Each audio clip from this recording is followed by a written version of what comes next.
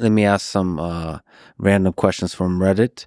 On a scale of 1 to 10, how much do you hate every product Microsoft has ever created, and why is it a 10? Okay, I think we covered that. We haven't technically covered it. There you go. All right, go ahead. Go ahead. Okay, the only thing I'll say is that time. I don't like that Microsoft pretends to be the good guy. Yeah. When what they really want is to get you addicted to their products, to get you to use their products as much as possible so they can extract as much money out of you. Well, in this world, are there really good guys? That's a great point. I would argue NeoVim is a great guy. There's no way they can make money. Justin Keys is the benevolent dictator, and he thinks deeply about the product and tries to make it the best as possible. Whereas something like Microsoft, they made VS Code as a loss leader. Copilot's probably operating on a loss leader. These things are all getting you so tied into GitHub, remote workspaces, CI, Copilot. Like you've become this trapped in permanent person. And if that price rises, the switching cost is so great at some point that you'll never be able to switch. That's my only fear, is that Microsoft was once accused of EEE, and it feels like they're EEEing again.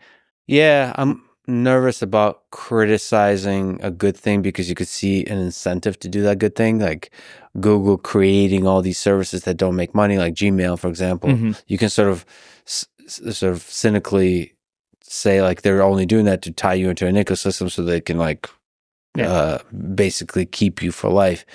But also, it's awesome that they created Gmail, and they create an incredible product, right? So I can side with you on that one. It is a good product. VS Code is a good product.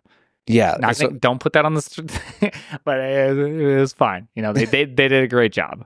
Yeah, so like there is going to be financial incentives behind some of these companies. And by the way, me not defending, but saying positive things about Microsoft is just so I could talk shit to Prime. But that's I love that, by the way. Linux is my first and last love. It definitely, the spirit of Linux and open source is a beautiful thing. Mm-hmm. So I do think that when you have these large corporations, even when they try to do good, oftentimes the profit imperative just takes over, and they can corrupt themselves. And Microsoft has a long history of doing just that to themselves.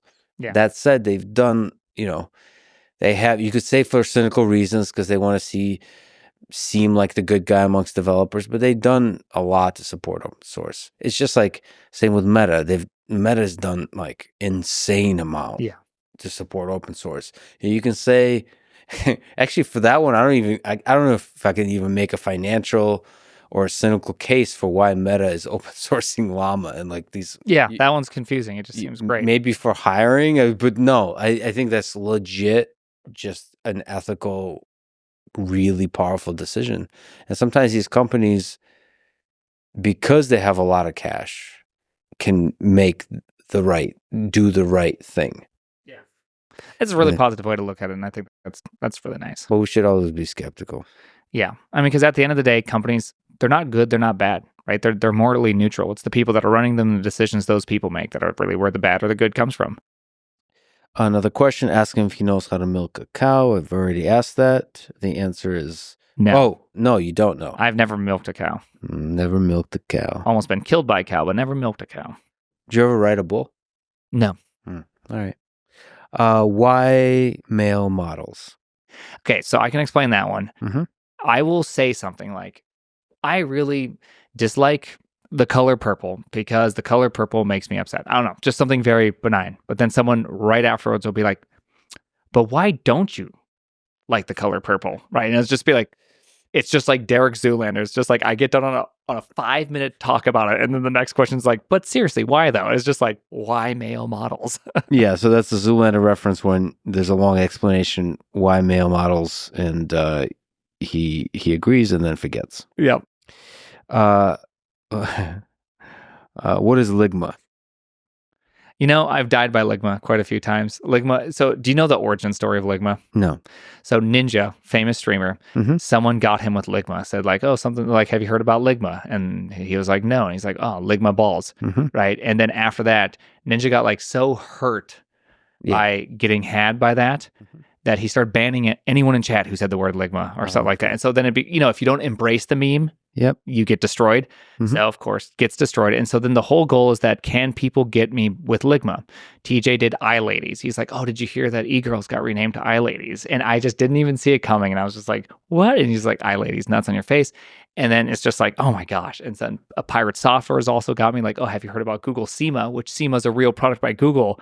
And I'm like, oh yeah, I've heard about this. What is this again? He's like, yeah, SEMA balls, right? It's just like, dang it. How do I keep? So I've just had it happen live on stream many, many times. I've died by Ligma the most.